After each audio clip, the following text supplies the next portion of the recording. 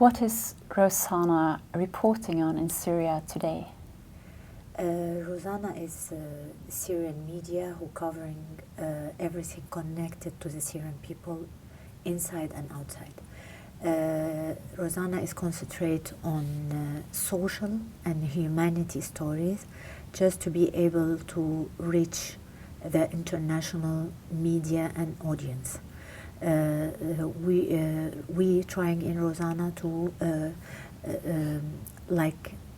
deliver everyday needs for the Syrian everywhere, like health, medical issues, law, something like services, public services. If they are refugee or immigrant, they need to know a lot of things about the new country and the new society that they emigrate to. This is what Rozana does every day and report about.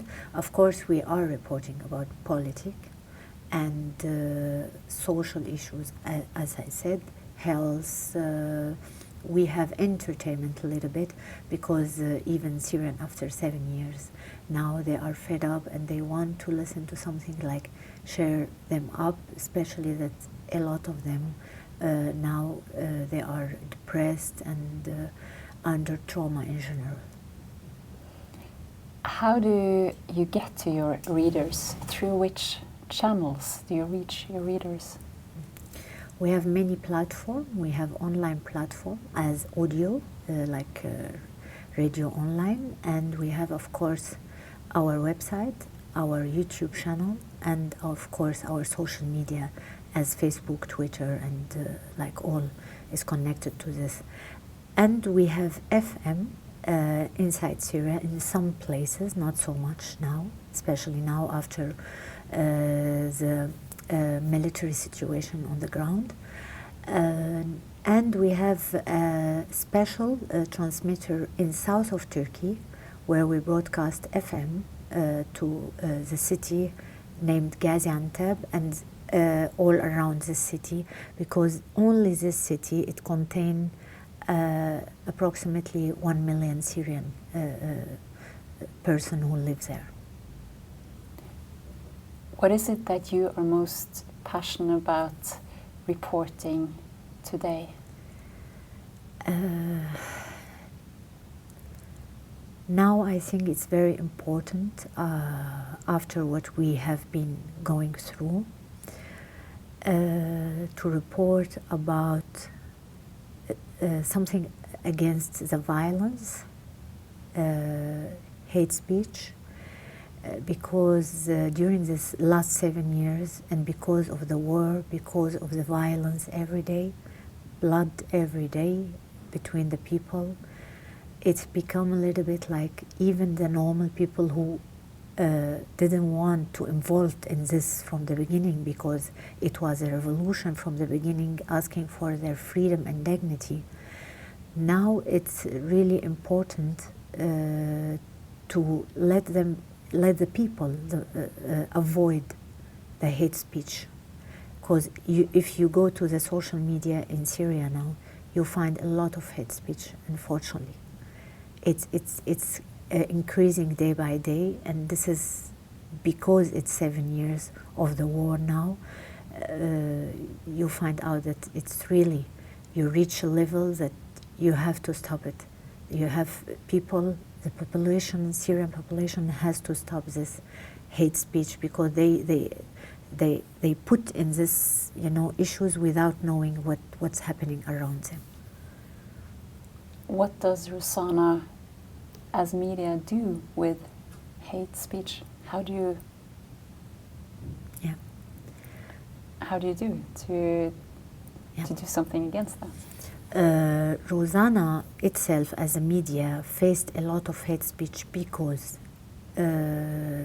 it's an independent media, try to cover all the sides, tell the truth, tell the reality on the ground, no matter what the truth is and where, under the regime area or ISIS or Nusra or Al-Qaeda. And this lets a lot of hate speech against Rozana itself. And this is what's make us a little bit expert now how to defend ourselves. We don't involve in the hate speech. We don't reply the same way. We are trying to be always professional and do our job. And really, if we want to reply, we reply in a very objective and professional way. And even with the people, like with our journalist and the correspondent who working with Rozana, if we find something like she write on his social media, his Facebook, his Twitter, and we found like it's really a hate speech, we try to advise him or her to not go in this way. It's not at all a very healthy way if we want to get Syria back and live together in the future. So even in Rozana we have a special ethical code just to follow. So everybody that who want to work with Rozana, he has to read this before he work with us. And if he writes something out of this ethical code, we just like, or ethical charter more, we try to just remind him, just remember that it is the ethical charter, you are journalist, you are working in the journalism field, in the media, you have to be so careful because you are more responsible than the other. And for the normal audience, we just make awareness campaigns sometimes, telling more humanity stories who affect anybody, like no matter what his belief or her belief. So this is why you can really touch the heart of the audience without like thinking like from which side is this, you know? So this is how we are doing. How do you protect the journalists in Rozana when they report in Syria? All of them, they're working under a nickname. None of them work with the real name. This is one issue that they have to do. Sometimes they want to work with their name, but we refuse. We said it will not be at all safe if you want to deliver anything from inside with your real name. So this is the first step. The second step, we have been training them now since 6 years how to protect themselves as digital, like safety, like how to send email, encrypted email, and even to protect your social media, to not like hacking or spamming or something like this. And this is at least work not with all of them, but the majority of them like following this instruction. Personal safety too, we are trying our best, but under all this bombarding every day, sometimes they cannot follow really the real instruction that we put it in our strategy. We have a special strategy for safety, but sometimes when you ask them, why you don't do this, why you didn't do this, and he said, well, I couldn't do it because there is something really very hard to be able to follow the instruction in this situation. So the personal safety sometimes inside Syria, it's too much to handle it. Outside they can follow it more, of course, but inside Syria it's too risky.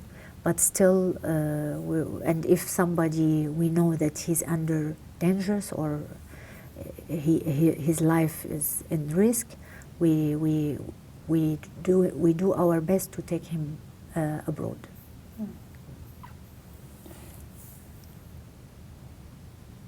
Which particular safety measures does women have to take? There is actually two issues with the woman. In the ground, you don't find a lot, especially in these circumstances, you don't find a citizen reporter as a woman. You find some, but the majority of them are men. In this situation, they face a lot of things: sexual harassment, sexual violence sometimes. So they have to protect themselves. This is if I talk about on the ground. But there is another issue who's more sometimes like risky and more, maybe if I call it more violence too, through the social media. They face a lot of attack, especially if they are public figure or a very known journalist. They face something about their private life, and this is something they don't go for a man, they go only for a woman, unfortunately. Like in the first step, when something happened with any woman, like they directly go to her private life and start to talk about her. And not, this is not connected to her profession or her field as journalist at all. They judge her as a woman in you know, in the society, and that's it. And one, for example, of the sentence that a lot of men use it, and women sometimes attack women. They said, go back to the kitchen, it's your place. It's better to be in the kitchen, it's better to be home. So it's insulting women through the social media. I feel like it's more even violence and even on the ground sometimes. Which digital safety measures do you have to take? Do you have any examples? I cannot talk about this. It's totally secure. It has to be totally secure. But I can tell something like we change all the time, because when you have one like tools or one system safe, after a while they broke it. You know, they break it. Or they could be able to hacker it or spam it. So we change, each time we change from an application to other or from a system to other, because it's more safe to change all the time and to update, not to stay with the same system. How is the relation with international media reporting on Syria? Are they reporting the stories that you see? Actually, in the beginning of Syrian revolution, there is a lot of them went there and risked their life and went into the opposition area, and some of them killed. We heard about them. Even that their media department not allowed them to go there, and it's forbidden for them to go. They were risking their life and go there to report from Syria. Now, it's less and less. It's more less and less. So they are trying to get information from citizen reporter, from local media like us, who can work on the ground, because we are Syrian. We have not only correspondent there, we have our relative, our friend. We have many resources or sources there. We can check the fact that they deliver. So a lot of them, they came to the local media and take the report from them. We have seen a lot of reporting in international media about bombings, about the big things happening from, often orchestrated from the outside. Are there stories international media are not telling? Of course, there is a lot of story. It's not like you said. It's not has not been told. I don't know why, but I feel sometimes, when we start this revolution, or when the Syrians start this revolution, I will not say I started, because there is specific people who started. They were dreaming about freedom of expression and dignity, and actually the sound or the saying that they were saying in the demonstration, they were saying Syria, freedom and only freedom. But, and even me, I was like working in the media field for 20 years inside Syria before I like flee out the country. I discovered that even in the international media there is, I will not call it red line, but there is some, can I call it agenda? I don't know, but when they want to cover something, they cover, but sometimes they refuse to cover. There is many stories from Syria really have not been told because the international media doesn't want to cover it. And with many stories, like at least with myself, with many stories, I tried to deliver to the international media and they refused. And I ask them sometimes why. We sit, we do a round table, we do a lot of meeting, and we exchange, you know, this discussion. Why? And they said, yeah, it depends. Audience fed up with, like, you know, the story, the blood picture, the blood video. So sometimes you never, it's hard to understand what is happening around you, but a lot of story is not covered. And I think it's our duty as Syrian to document all what's happened because for the history. We have to do this. Where do you see the Syrian media in, say, 10 years? Now Syrian media is two sides, with the regime and the opposition. Even that we say we are independent, of course, and we are objective, but we are created after the revolution. So we called, you know, opposition media. Even that, as I said, we tell the truth from both sides. I don't know, I cannot measure or tell something, but I'm sure that we will have less red line. I'm sure, because we had a lot of red line before the revolution, and even during the revolution, we have a red line from everybody and from the society itself. Even as I said before the revolution, we had a lot of red line that we should not talk about in the media.